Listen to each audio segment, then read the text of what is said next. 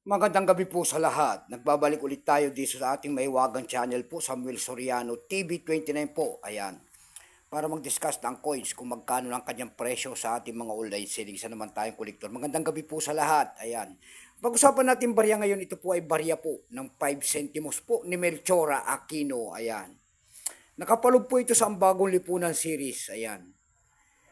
5 centimos ni Melchora Aquino, ang babaeng kauna-unahang nailagay sa pera po. Ayan, siya po si Melchora Aquino. Yan ang ating pag-usapan, 5 centimos po, year 1978. Ayan. Pero bago yan, tayo magpapasalamat muna sa lahat ng ating tagapagsubaybay dito sa ating munting channel. Ayan.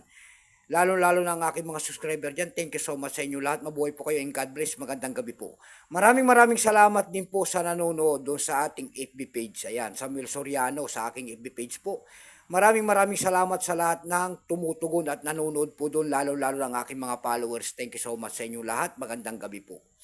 Yun naman po, hindi pa po nakapag-subscribe dito sa ating munting channel. Anyayaan ko lang sana kahit malaking tulong na po sana bagay ang inyong magagawa tulad ng pagpindot ng ating subscribe button, like and share para ma-update ko naman kayo sa mga gagawin ko pang mga video ko po. Ayan, ito po ay ating pag-uusapan. Tingnan natin kung magkano ng kanyang presyo po sa ating mga online selling. Pero bago yan, kilalanin mo muna natin siya. Issue po nito ay Philippines po, period Republic 1946 up to date po. Type nito standard circulation coins years 1975 hanggang 1978. Ayan. Bali nito 5 centimos. Nakapalog po sa bagong lipunan series. Currency piso 1967 up to date po.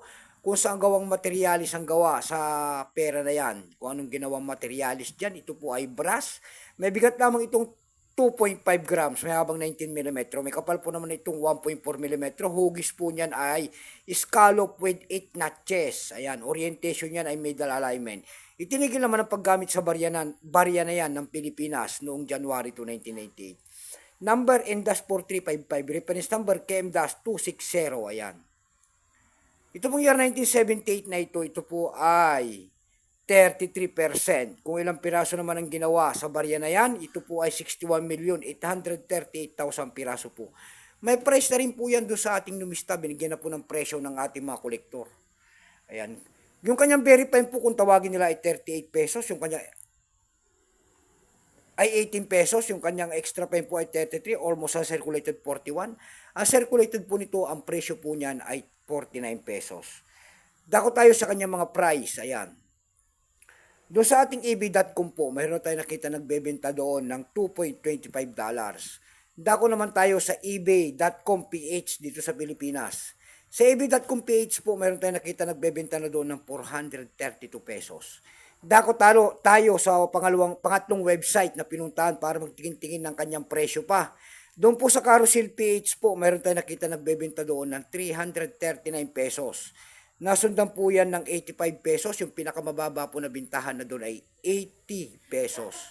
Ayan lamang po ang ating may babaging kanyang presyo. Keep safe po sa ating. God bless.